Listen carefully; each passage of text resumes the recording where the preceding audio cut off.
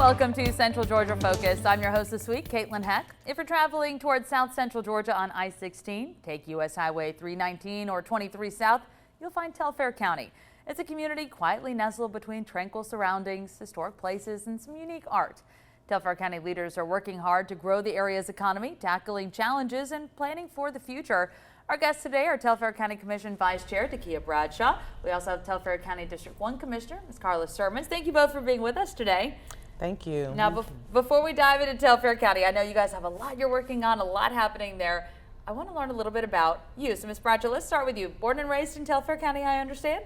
Yes, born and raised. I'm a commissioner. I've been on the board for 6 years. I'm the vice chair for the Telfair County Board of Commissioners.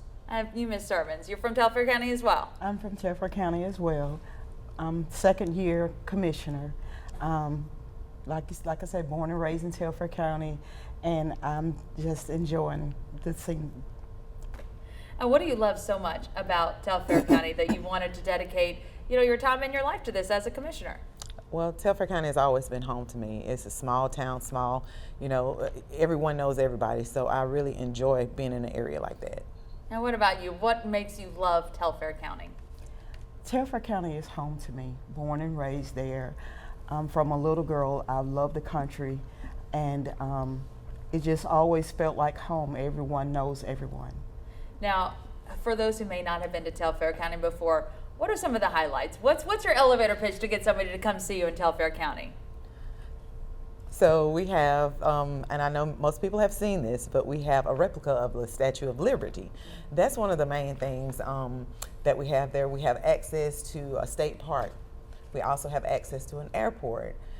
We have technical colleges. We have a Telfair Center for Arts in McRae, Georgia. So we have a lot of things, and we're mainly known for the crossroad city, where we have the 4 major highways that cross through.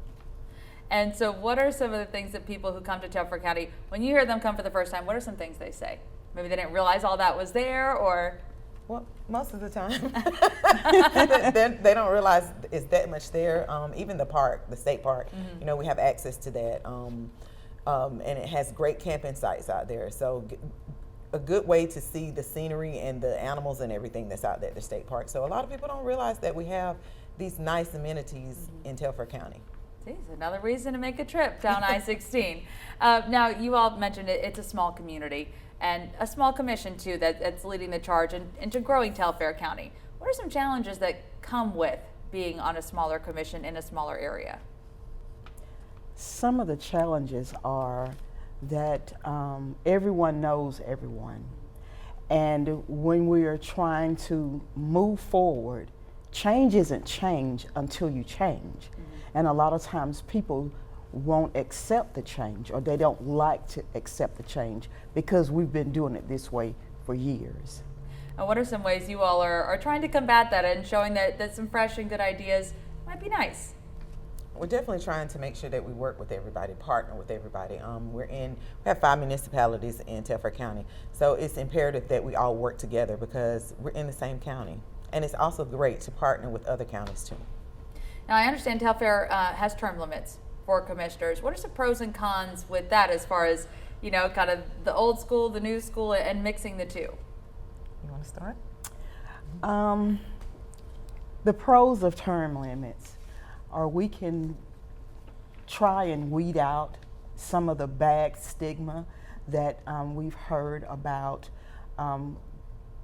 people controlling or trying to control what we say, how we do it.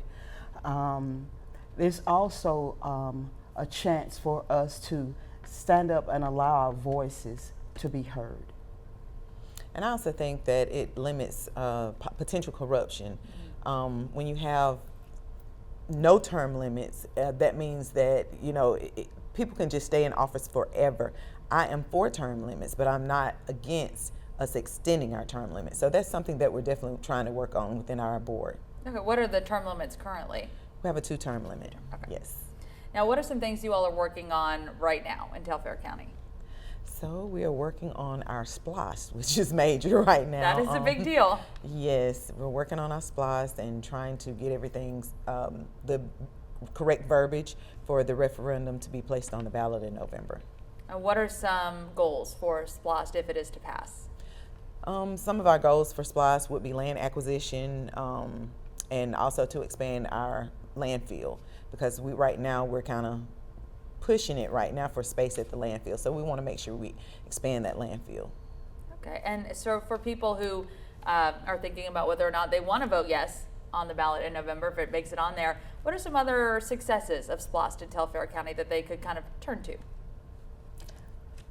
Well, actually, when we're talking about the 1%, you really don't see it when you're purchasing things. And it's not only helping the county, but it's stabilizing our community as well. And when you're talking about the landfill, that's a big project. What are some benefits of having this SPLOST and helping to do that? So some benefits to that will be it could create jobs, construction and everything for individuals to actually come in, and then it makes the community a better place by making sure that all this trash is taken to this certain location. So I think that's how it's just there to help the citizens. Now, other projects you might be working on for Telfair County, what are some of your ideas for growing the area? Oh, God. I'm sure there's a lot, so There's a start lot. with the top Yes. of the list. There's a lot. Some of the things that we're thinking about, because we want to grow, we don't have industry there. So we're trying to work closely with our legislators, with our state legislators, our federal legislators as well, so they can possibly help us to attract some type of industry in, because if we can attract that industry in, it can lessen the property tax base for our citizens, which, that's a stickler right there. So we want to make sure that we look out for our citizens. And what are some big industries you might be looking to that you think would be a good fit for Telfair? So right now, the biggest thing is like Kia, on the I-16, maybe something dealing with AI, because that is the next big thing too. If we could have something in that area. Right now we do have an industry that's there. It's called Judoni, and they make the granite countertops. But we just want anything that can actually come in, but we're still having little hardships because we don't have a hospital, and that's going to deter us from a lot of industry coming in. And that's something we definitely want to talk about. We're going to take a quick break, but we're going to dive into rural health care and about losing that hospital coming up after the break.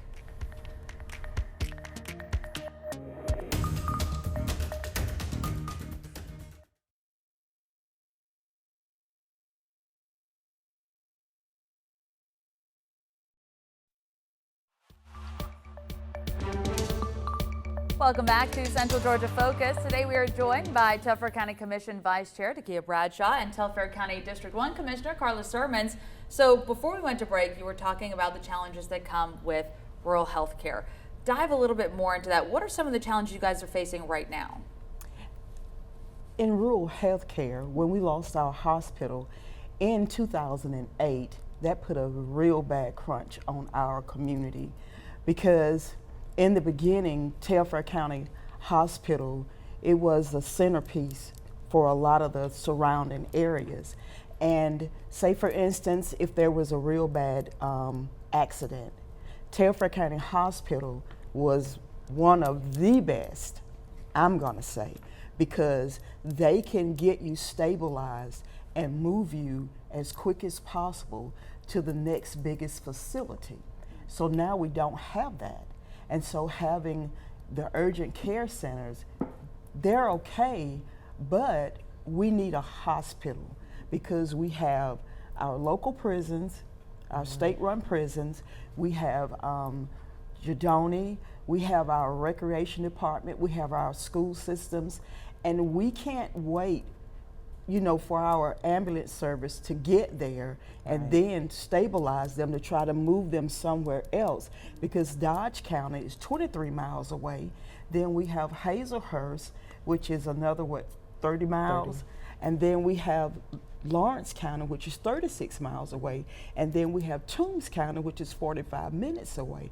And if we had a hospital right there in Telfair County, we could stabilize them, maybe keep them there. If AirVac needs to come in, AirVac can come in, and then we can get them on their way very quickly. But having to wait that amount of time for the drive, it's very, very, very, very hard. Especially in some of those emergencies, time Yes, is of the right. essence. Every minute counts. And you mentioned the urgent care centers. Talk about those and what benefit that has had in the community. So we have 3 urgent cares in Telfair County, and they've been great with working with our community.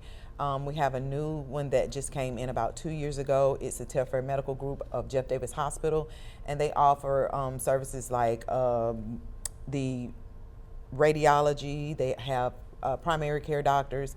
So we're grateful for them for coming in to at least, work with our community, because again, like she said, when we lost our hospital, we lost a lot. And it affects a lot of things, not just in emergency services. It affects the healthcare of the community. What challenges have you seen there since losing the hospital? Healthcare has really, in my opinion, kind of went down. And so when we look at it, like you say, you not only lost the hospital, families lost their way of providing, and a lot of our doctors had to move to other places. We have really great doctors. We have one local doctor, Dr. Brian Siddle. He is the best. But still, we need a hospital for our community and the surrounding counties. And just to add on to what she was saying, I think what happened then, there was a lot of jobs that were displaced. Families were displaced, left scrambling, where are we going to get medical attention for our children, for ourselves, for our grandparents. So I think it was a lot of displacement going on within Telfair. And you also kind of alluded to it before we went to the commercial break. It affects the economy too when you don't have a big hospital like that. What challenges is that presenting you all with trying to bring in new industries and doing all the things that you're trying to do to build up Telfair? So without that hospital, again, most industries, they don't want to come in because they want to make sure that if they're coming in there, they're going to be, if something happens, because anything can happen, they want to make sure that they have somewhere to go as far as be seen as medical attention. They're looking for housing to make sure that the county has adequate housing for them as well. So I think that's how it's pretty much affected. That not having a hospital really puts a damper on things. There are some statewide efforts to try to bring more doctors and residents out to some more rural areas throughout the state. How could that benefit Telfair? It would benefit Telfair tremendously. And even with the school system, I believe that if the school system, had more classes on site, that the students can learn there, then they would be able to say, okay, this is what I really want to do for the rest of my life, rather than leaving high school and then going to college and getting into the nursing program or the doctor's program and saying, hey, this is not what I thought it was going to be. It's overwhelming. I can't do it. So start in high school, learning the basics, and then we can go from there, because we can partner with our local doctors and our local hospitals so that we can make this step. And together, when we're a team, everyone achieves more. It definitely makes a big difference when you have a lot of people working toward that same goal. What are some other things you all are doing in Telfair to try to boost, community health initiatives? Just trying to partner with our locals, really just trying to partner with our locals. I know a while back, one of our nonprofit organizations, someone from the community had a community health fair. So that was something really good that came to Telfair. I hadn't seen a health fair come there in a while. So I think that was really good. And again, like just partnering with our other adjacent counties, partnering with our municipalities, so we can all try to work for the better good of bringing a hospital into Telfair County. At least something that will be able to triage and sustain people until they can go somewhere else. Yes. And is that something that you all are actively working on, is trying to get another hospital there? We've been talking about this for some time now. We've been trying to get some of our legislators to get involved with this. We were told at one point, Telfair would never have a hospital. We don't accept that. We want something for our citizens, for our community. So we're going to strive hard and work hard to try to get it there. What are some of the obstacles you all are running into to get that done? Well, number one, we don't have the funding to do that. Yes. So that's the main obstacle. But funding and resources, because if someone's telling you no, what is the next step you go to? If it's someone at the state level telling you no, then what's your next step? So I think we kind of hit a little obstacle there. So we just need to sit back and just go back to the drawing board and see what we can do next. Another big topic talking about healthcare is mental health, especially in rural areas. What are some challenges you all are seeing with making sure that people in Telfair and other rural parts of our communities have mental health access? With mental health, first of all, we all need to be educated, because everyone that is having a mental crisis, if you don't understand what the situation is, then I can't meet you where you are.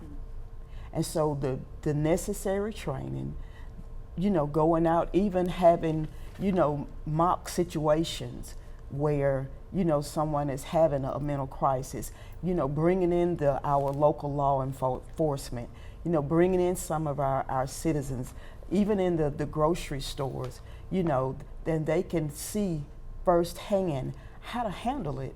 And that way, we can all understand each other better.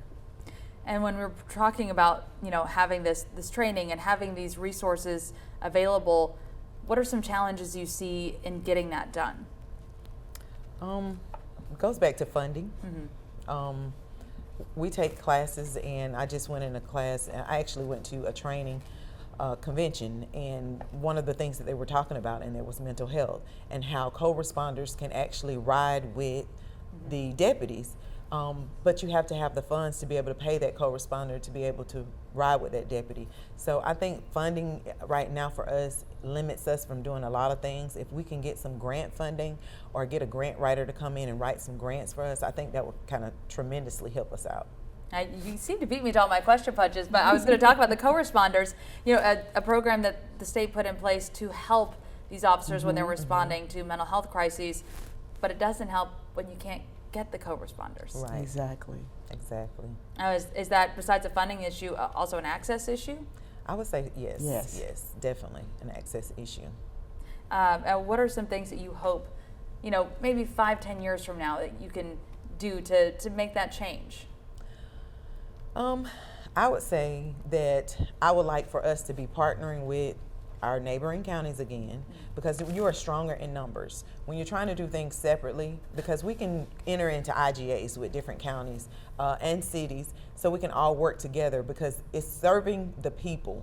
That's the main thing. It's not like we're doing it just to serve ourselves. We're serving the people that actually live in the counties. So I think if we all just put our heads together and try to work together, we can accomplish this within the next 5 years. It always makes a difference when people are working together. Right. We need to take one more quick break, but as we go, here's some quick facts about Central Georgia's Telfair County. It's the state's 35th county, founded in Georgia in 1807. We'll be right back.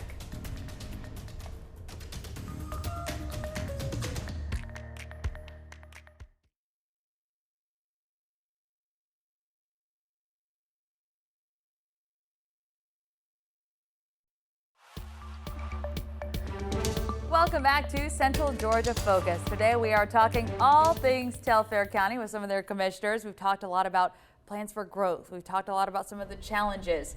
Now, what people might not know about Telfair County, there are actually 5 cities within Telfair County. So talk about those and how each one of them benefits and partners with you all to make the area special. So we have 5 municipalities, McRae Helena, Jacksonville, Scotland, Lumber City, and Milan. Right now, McRae Helena, they provide fire services for our county residents. So that's a plus. We also have the volunteer fire services from Scotland and Jacksonville. They also provide, the fire services because the county doesn't have their own fire services. So we're grateful for that. And we just try to work together with the other municipalities. The relationship could be stronger, but I would just love for us to continue to just try to build and work together. Now that's been kind of a theme throughout the show, is building and working together. Right. Talk about some of the relationships you do have with those cities, other than fire and services and stuff like that, and how it benefits with growth and economic growth. We are, again, doing our very, very best to partner with our cities. so that we can come together and be a stronger county. When we look at the word team and we break it down, it's together everyone achieves more. And so if we can just grab that concept, I believe that we can move forward.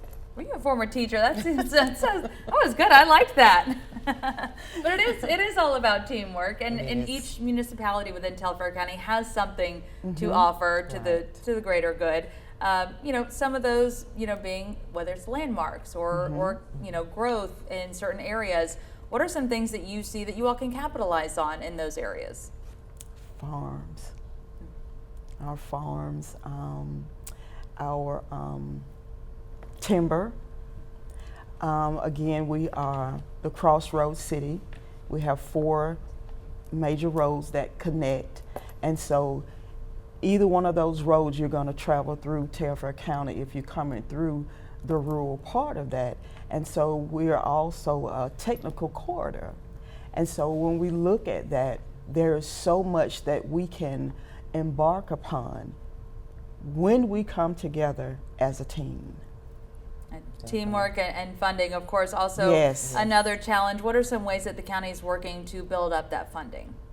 So we had to cut a few services.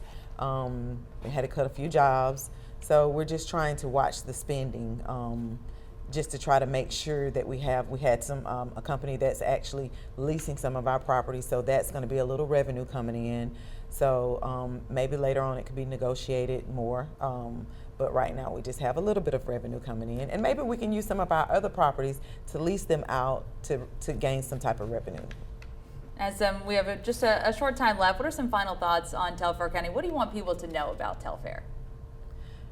We're a friendly, loving city, and if you should come through there, we have Rao's Drug Store, we have our Harvey's, we have Jack's, we have Dairy Queen, we have Village Pizza, we have the chicken place, the chicken box.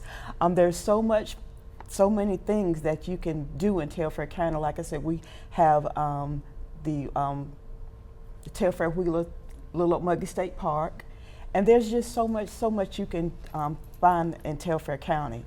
If you want to shop for antiques, there's antique shops, and you know, so many good things. Oh, you had me at antique shops there. I love a good vintage store. Final thoughts on why people should come and see Telfair County? Well, my main thing is don't count us out. We may be small, but we're going to grow. I look to the future. We're moving forward to the future, so we're going to grow. And what is your favorite spot in Telfair County to visit? It's so many, so I can't really choose one. But I love going to the state park. I love going to the state park because it's the scenic view, you know, the scenic area is just beautiful, just to be out there on the water. And traveling country roads. There's something about a country road, right, where it's just nice and tranquil, get a little peace. You see the corn growing, you know, the cotton, the soybeans, the peanuts. You can see the cattle and everything. I love the country, and so it's just beautiful.